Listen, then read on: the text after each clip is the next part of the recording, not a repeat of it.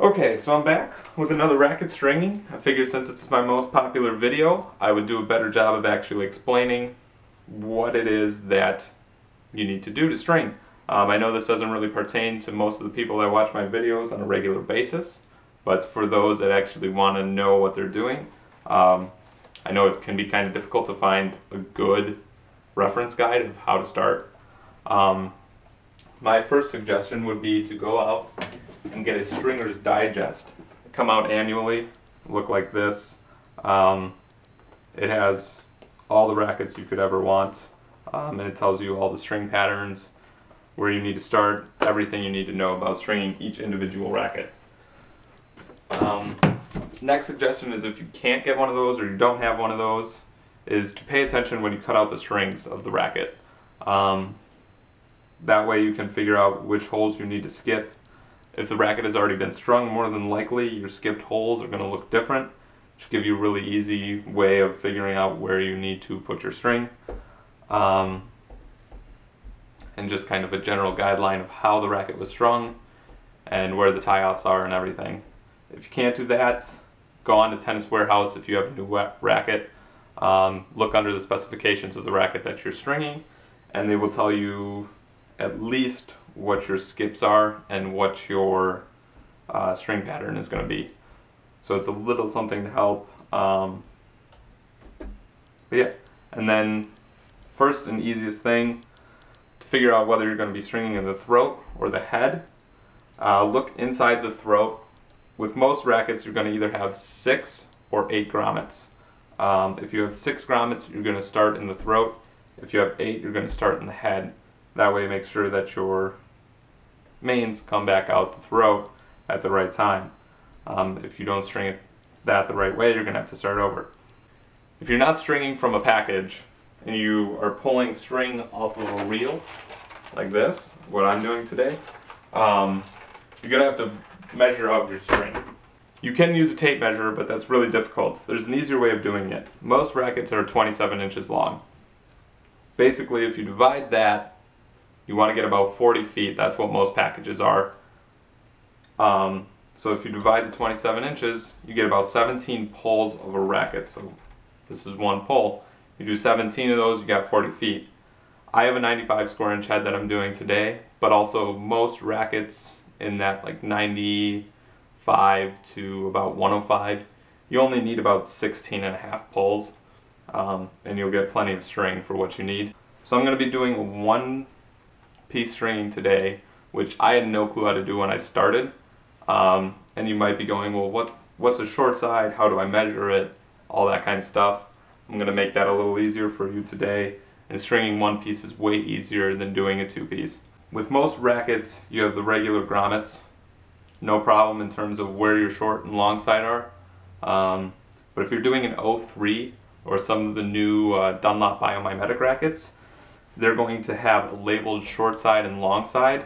You want to make sure you get the right short side and long side, or otherwise you're going to be going over the wrong place in the biomimetics, and the 03s will not work at all. They won't do anything. So just go ahead, and I'm going to do about 16 and a half pulls here. 2, 3, 4, 5, 6, 7, 8. Alright, so now I have my string. My racket has 6 grommets in the throat, so I'm going to start in the throat. Next thing is try to make sure you don't get any kinks. That's just a basic rule. If you kink your string, it's not going to last as long. So when you're pulling your short side, you want about 10 feet. Again, you can measure this. Where I work, when I do a short side, I have a benchmark. I can actually just go ahead and pull to a certain distance. I know exactly where it's at. But if you don't have that, or you don't have enough space to get a benchmark, you just pull about a foot at a time and try to make sure you have about 10 feet. So now I have my short side. I always like to pull my short side first. That way I can tie it off before I go ahead and start doing my crosses. So when you're doing your mains, the first thing you do when you start out, so I'll be pulling this side first, my short side. This is my, so you got my short side here, long side towards me right now. I'm going to clamp my long side down at the bottom here. Now you got to make sure you get your clamps in the right place on this first pull, or otherwise you will not be able to keep tension and you will have to start over. Alright, so now got my long side clamped at the bottom. So basically I'm pulling this string and I have all this string just sitting as slack. So all the tension's coming straight through here.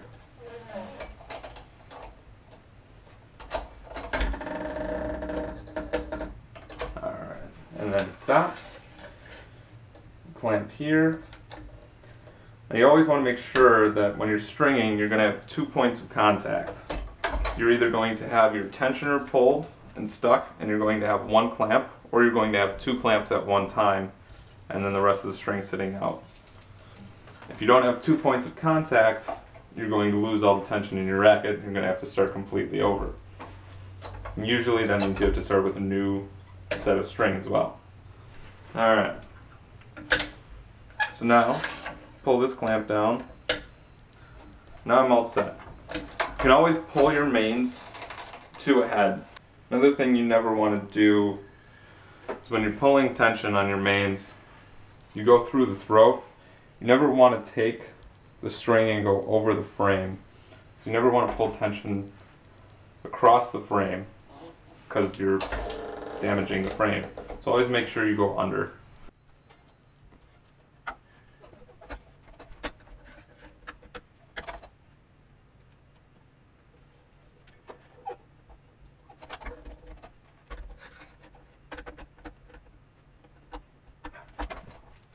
This is a time-saving trick. Whenever you're pulling your mains, try to keep the end of the string in your hand at all times. Obviously you can't do it with each piece, but as you're pulling, you're usually going to be pulling 4 at a time. So you'll see I'll pull my tension here, but I've always got this end of the string in my hand. That way you don't have to sift through, especially if you're doing a one piece. You get about 25 to 30 feet of string that you would have to sift through. This is just a little way to cut precious moments off of your time when stringing. Okay, so I've gotten to the end of my short side, and I'm going to do the tie-off knot. So tie-off knots are actually really easy. The way I learned them was actually really difficult and painful. But the way I'm going to teach you is called a double half hitch knot. Basically you're going to take your string, you go through your grommet, and now this is the main you're going to be tying off on. So basically you're on this side, you're going to cross over the string, go underneath it, come back up, and just go through the loop, and boom, there's your knot. And then all you have to do is take a pair of pliers. Basically you're just going to twist around the string, and you're going to pull forward, and then you're just going to rock it back. And you just want to do this until the knot is tight. And then you're just going to repeat. You're going to go over the same way, go under, come back through, and there's a knot. And the nice thing, what makes one piece stringing so much faster, is the fact that you only have to tie 2 knots, whereas if you do a 2-piece stringing, you're going to have to tie 4. So with a 1 piece I have my tie off for my short side of the mains, and I'm going to have a tie off for my crosses. If you do 2 pieces, you're going to have to tie your mains twice, you're going to have to do a starting knot, and then you're going to have to do a finishing knot for your crosses. So now I'm going to release tension, and that's going to make my knot even tighter. And you might be saying, well, he doesn't have 2 points of contact right now, just have the 1. Your knot acts as your second point of contact. So now here's the next important thing about a 1-piece stringing. You're going to release the tension on this last main, and you're just going to go straight into your crosses.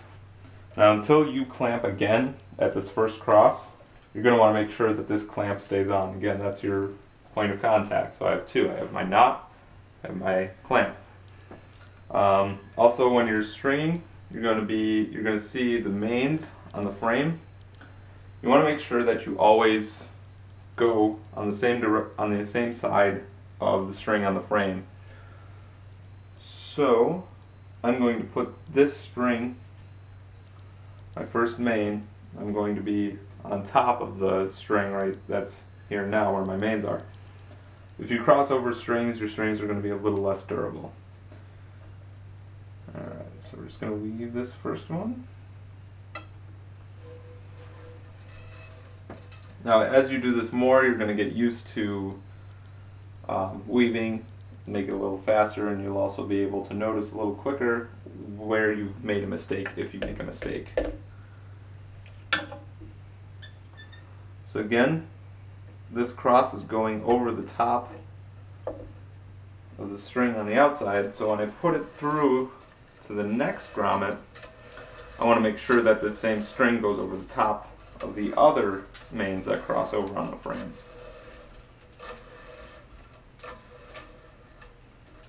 Also notice that you make an arc whenever you're pulling your string through. If you pull your string straight through, you're going to make more grooves and notches into the mains of your strings, and again, your string is going to be a little less durable. Alright. And now the next time-saving thing is you always want to make sure that you go ahead and just weave one ahead on your crosses. When you do this, you'll pull tension onto this string, and when I weave the following cross, all the mains will be popped up, so the string pretty much goes straight through. Whereas if I were to pull tension on this right now, it would pop all the strings out of place, and it would make weaving that way more difficult.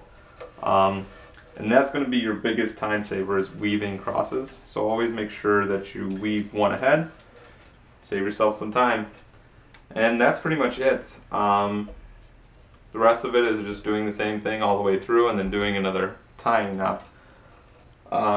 If you do a two-piece, your starting knot is, you're going to have to figure out, well, first of all, whether you start at the head or the throat.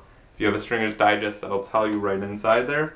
And your tying knot is very similar to the finishing knot, but instead of just doing the over, under, through, you go over the string, back under the string, through the loop, and then you go back over the string again and cross through. It'll look just like a pretzel. So if you're looking for that, I would say just look for starting knot or a pretzel knot or something like that online. You can find videos on YouTube of that stuff pretty easy, or your Stringer's Digest will also have a kind of guide as to how to do that. So hopefully this video was helpful to everybody. I know I wish I would have had something like this when I started, and I guess get to stringing. Okay, so I'm finished. Hopefully this video was helpful to all of you. And if you have any other questions, feel like I didn't answer something that you were looking for, leave a comment below and I would be happy to try to help you out, figure out what it is exactly you need to know. Thanks for watching. Bye.